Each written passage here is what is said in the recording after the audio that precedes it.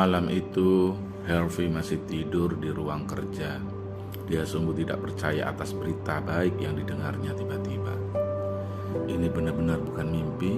Harvey tidak dapat mempercayai semua yang terjadi dan menepuk-nepuk wajahnya. Aku diharuskan ke bank besok hanya untuk mengecek seberapa banyak uang yang kumiliki.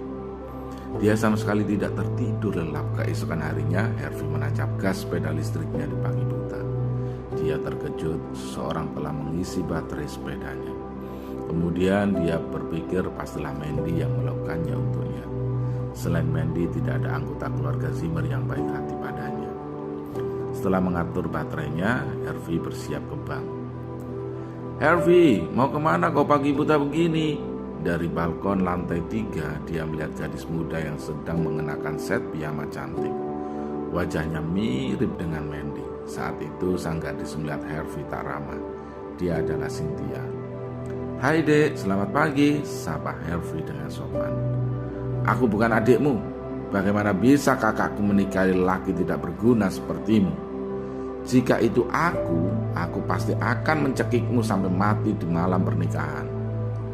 Cynthia tampak dingin.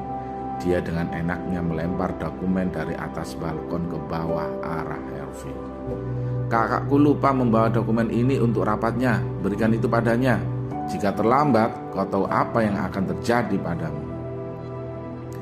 Tak dipungkiri, walaupun Cynthia seorang anak gadis SMA yang tak ramah, dia tetap memiliki gen baik dari keluarga Zimmer. Dia memiliki pinggul langsing dengan kaki ramping. Dia sungguh-sungguh cantik menawan. Harvey mengambil folder dokumennya yang terjatuh ke tanah. Selama menikah dengan Mandy 3 tahun ini, dia tidak pernah mengizinkan Harvey mendatanginya ke perusahaan karena takut dia mempermalukannya. Sekarang adiknya meminta dia mengirimkan dokumen. Apa ini mimpi? "Pergilah cepat!" Melihat Harvey termenung, Cynthia sangat jengkel. Kakak ipar orang lain berpenampilan tinggi dan tampan. Beberapa dari mereka bahkan sangat gagah dan berkelas. Tetapi mengapa kakak iparnya sangat culun dan tidak memiliki kelebihan? Dia bahkan tidak bisa memandangnya. Terlebih lagi, dia tidak setuju untuk bercerai.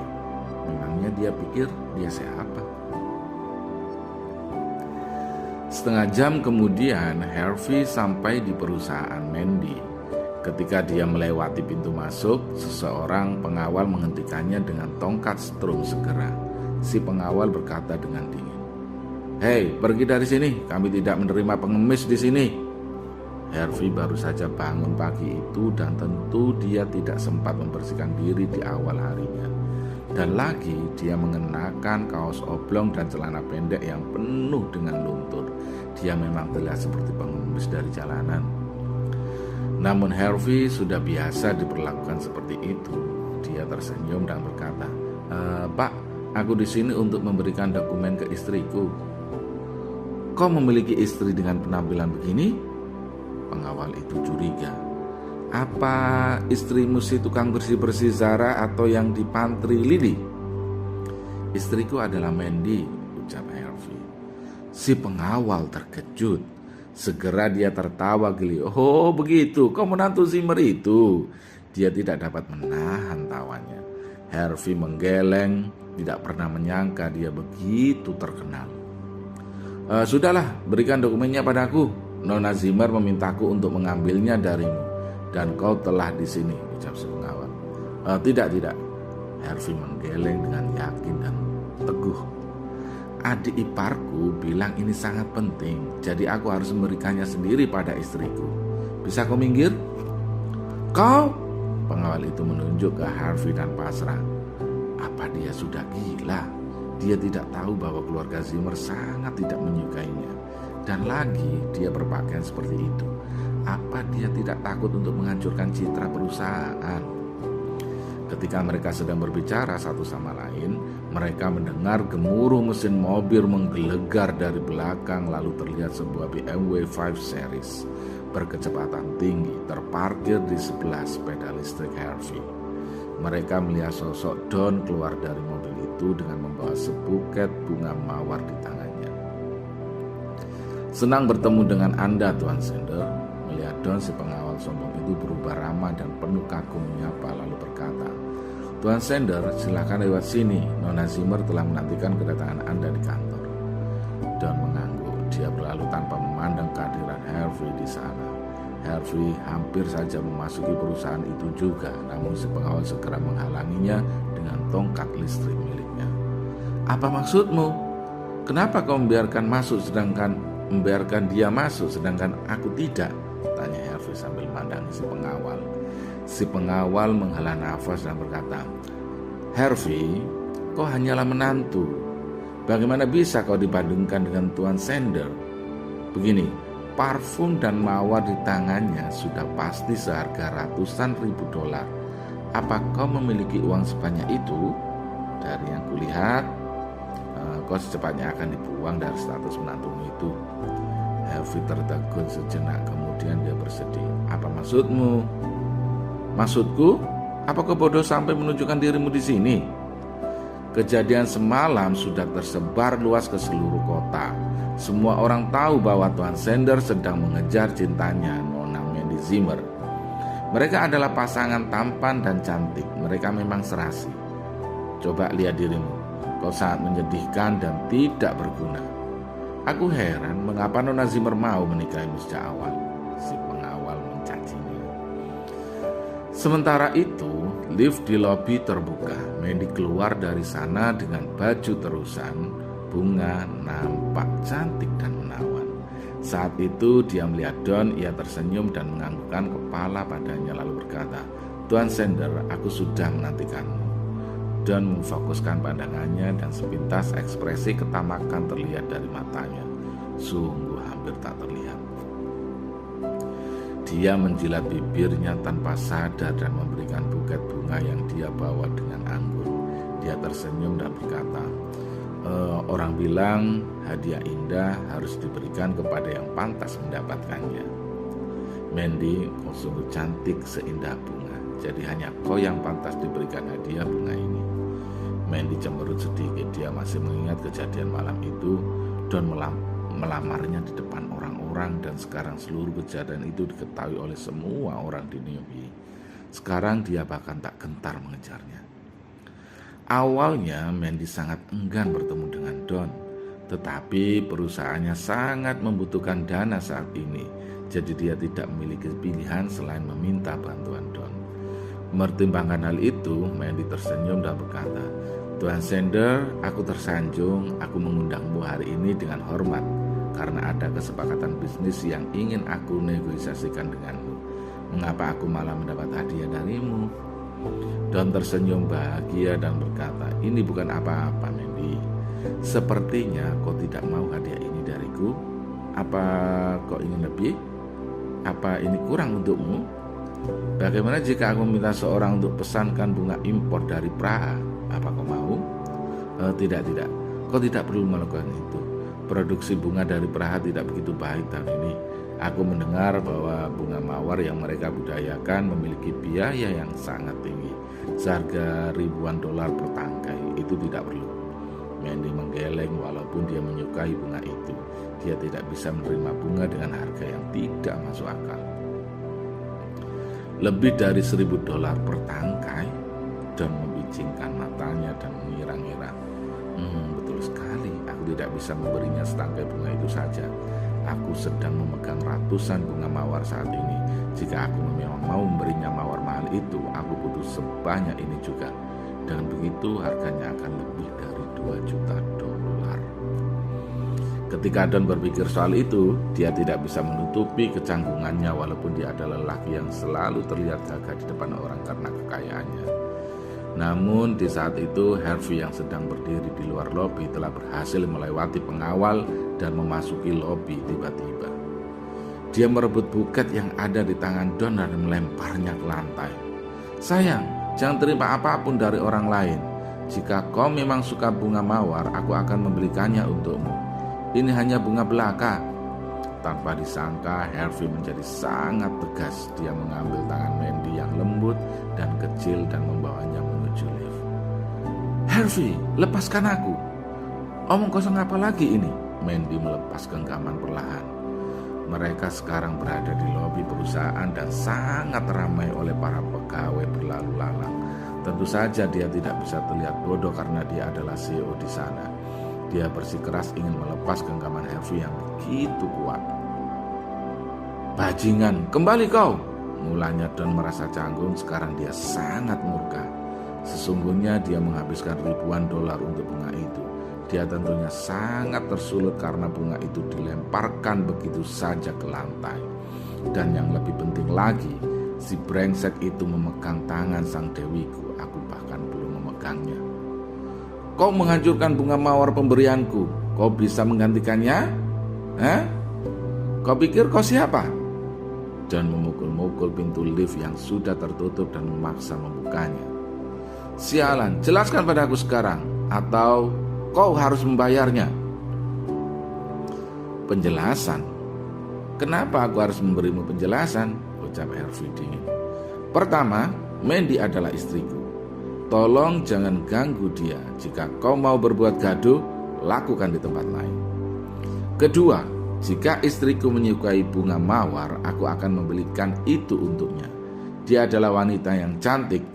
Kau pikir barang murah dan standar begitu cocok untuknya? Aku akan mengirimkan bunga mawar dari Praha malam ini juga." Dan sungguh dingin. Dia sangat menikmati kekuasaannya di York Enterprise. Bagaimana bisa seorang menantu seperti dia bicara seperti itu padaku? Selain itu, hal yang paling menyulitnya adalah kejadian saat Harvey melempar bunganya dan membawa Mandy ke lift. Mau apa dia? Membayangkan itu semua, Don tiba-tiba tersenyum. Dia terlihat sangat yakin akan dirinya sendiri. "Mandy, bukankah kau membutuhkan 5 juta dolar untuk dana perusahaanmu? Aku bisa membantumu soal itu." "Apa?" Mandy terkejut dan bicara dengan tenang. "Mandy, aku tahu perusahaanmu sangat membutuhkannya. Untungnya aku punya uang sejumlah yang kau butuhkan sekarang, dan itu bisa kau pakai untuk investasi. Jika kau mau makan siang denganku, uang itu akan jadi milikmu." "Apa kau serius?" Mandy melepas tangan Harvey tanpa sadar. Perusahaannya memang sangat butuh uang sebanyak itu. "Aku selalu menepati janjiku," dan terlihat percaya diri. Tentu setelah menimbang-nimbangnya, Mandy akhirnya setuju. Jika dia tidak mengumpulkan dana itu segera, perusahaannya mungkin akan bangkrut segera. "Mari Mandy, kita bicarakan proyeknya dan di mana tempat makan siang kita nanti," ucap Don sopan. "Sayang, jangan pergi dengannya." Sebelum Mandy bicara, Harvey menatap Don dengan amarah. Ekspresinya sangat terlihat, emosinya memuncak. "Don, aku sudah memperingatkanmu. Lebih baik kau menyingkir dari istriku." Dan mengejek. "Apa yang bisa kau lakukan? Kau hanya seorang menantu. Kenapa? Kau takut dia berselingkuh darimu?" Dan senyum tipis. "Lelaki tidak berguna. Kau pikir kau bisa mengubah takdirmu?"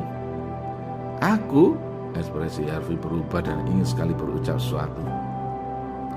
Tetapi saat itu Mandy keluar dari lift dan berkata dengan dingin, "Harvey, jangan konyol." "Apa? Aku konyol?" Harvey kaget. "Kau tahu betapa pentingnya investasi ini untukku?" Mandy memandang Harvey kecewa. "Jika kau lebih mampu, aku tidak akan sampai bersikap begini." Dia menghela nafas dan mengikuti Don keluar lobi. Lalu dia masuk ke mobil BMW-nya. "Sayang," melihat Mandy yang naik ke mobil Don, dia bergegas mengejarnya lalu berkata, "Sayang, jangan pergi dengannya. Aku punya uang sebanyak itu.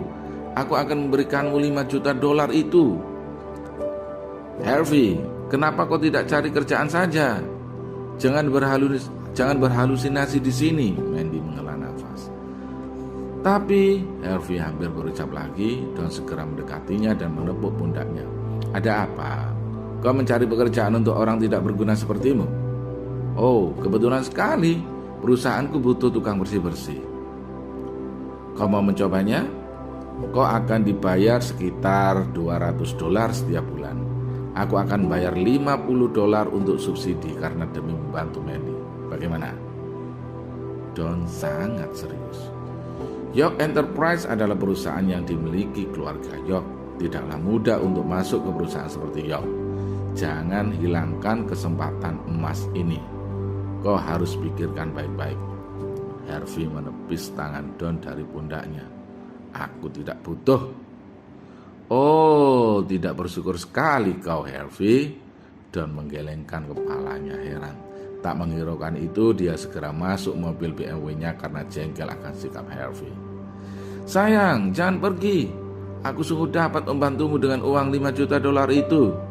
Harvey tidak menyerah dan memandang Mandy berharap bahwa Mandy akan berubah pikiran. Sayangnya, Mandy mengabaikannya.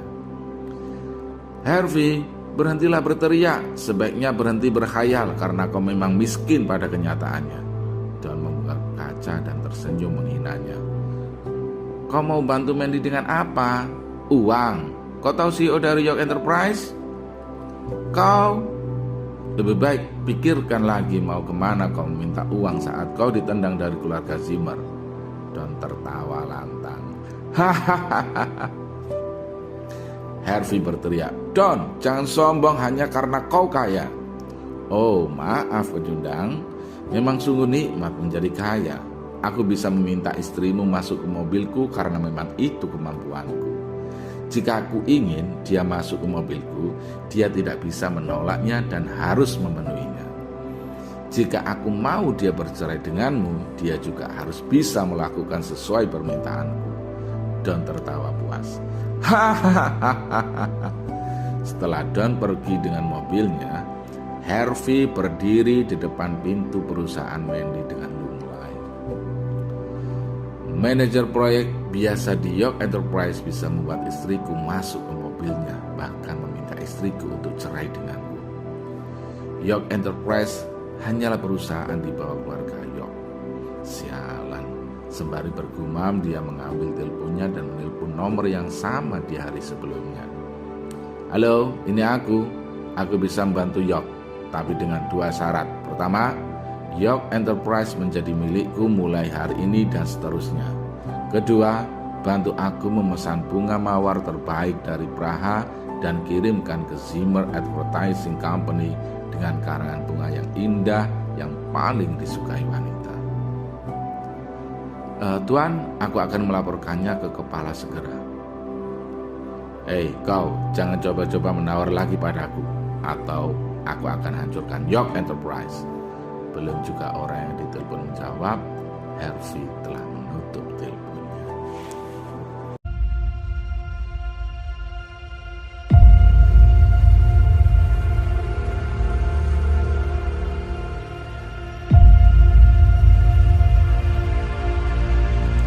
Bagaimana kelanjutannya? Saksikan terus kisahnya, kekuatan Harvey untuk bangkit hanya di channel kami, Milady Studio. Sampai jumpa.